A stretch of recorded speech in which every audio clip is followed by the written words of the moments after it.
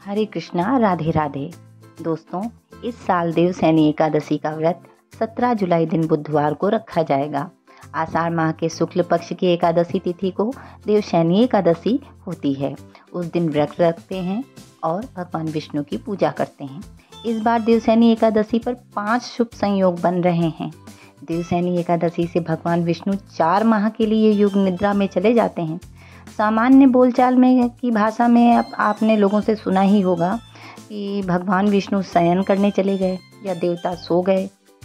तो उस दिन से ही चतुर्मास का प्रारंभ होता है।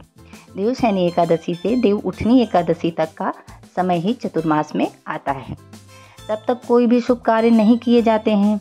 तो आइए जानते हैं कि इस साल कौन से वो 5 शुभ संयोग इस देवशैनी एकादशी में बन रहे हैं। तो दोस्तों, वीडियो शुरू करने से पहले एक रिक्वेस्ट है, अगर चैनल पे नए हैं तो चैनल को सब्सक्राइब कर लें और आने वाली वीडियो की जानकारी चाहते हैं तो बेल आइकन का बटन प्रेस कर दें ताकि आपको नई वीडियो की जानकारी मिल सके और वीडियो को लाइक व शेयर करना ना भूलें। तो चलिए जानते हैं देवशैनी एकादशी में 5 संयोग कौन कौन से हैं। इस बार देवशैनी एकादशी के दिन शुभ योग, शुक्ल योग, सर्वार्थ सिद्धि योग, अमृत सिद्धि योग के साथ साथ अनुराधा नक्षत्र का सुंदर संयोग बन रहा है। शुभ योग जो लग रहा है वो प्रातः काल से लेकर सुबह 7:05 AM तक है और दूसरा जो शुक्ल योग है वो सुबह 7:05 AM से लेकर 18 जुलाई को 6:13 AM तक है। सर्वार्थ सिद्धि योग जो लग रहा है वो सुबह 5:34 AM से 18 जुलाई को 3:13 AM तक लग रहा है और अमृत सिद्धि योग सुबह 5:34 से 18 जुलाई को तड़के 3:13 तक है।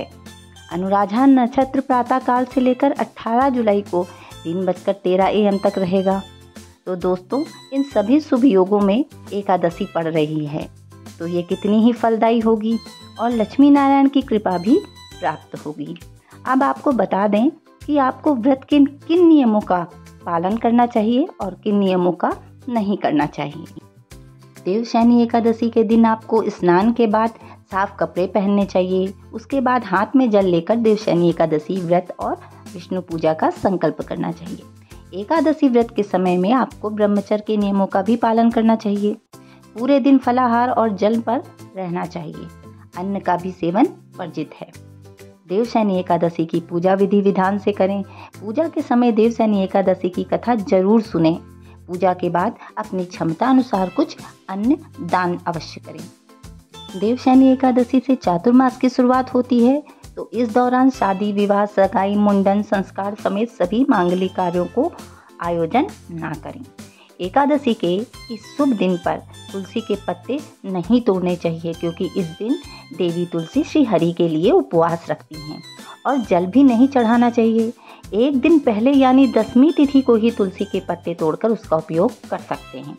जो जातक इस व्रत का पालन करते हैं उन्हें व्रत रखने से एक दिन पहले ही तामसिक भोजन करने से बचना चाहिए क्योंकि वैसे भी एकादशी के व्रत के नियम तो 10वीं तिथि से द्वादशी तिथि तक होते हैं।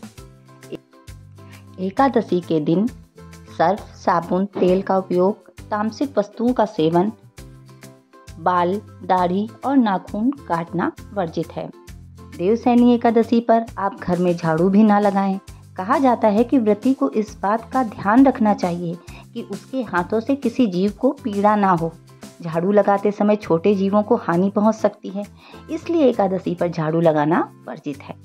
इस दिन किसी के बारे में बुरा ना बोलें और इस तिथि पर श्री कृष्ण के महामंत्र का जप करना चाहिए। इस शुभ दिन पर तामसिक चीजें जैसे मांस, शराब, प्याज, लहसुन आदि के सेवन से भी बचना चाहिए। इसलिए लोगों को इस बात का ध्यान रखना चाहिए कि इस तिथि पर विष्णु सहस्त्र नाम का पाठ और उनके वैदिक मंत्रों का जप ही करना चाहिए। यही सभी भक्तों के लिए लाभकारी व पुण्यदायी होता है। इसी के साथ भक्तों, अगर हमारे द्वारा दी गई जानकारी आप सभी को पसंद आई हो तो चैनल को लाइक करें, शेयर करें और सब्सक्राइब करना ना भूलें। श्री हरि की कृपा आप सभी भक्तों पे हमेशा बनी रहे। राधे राधे।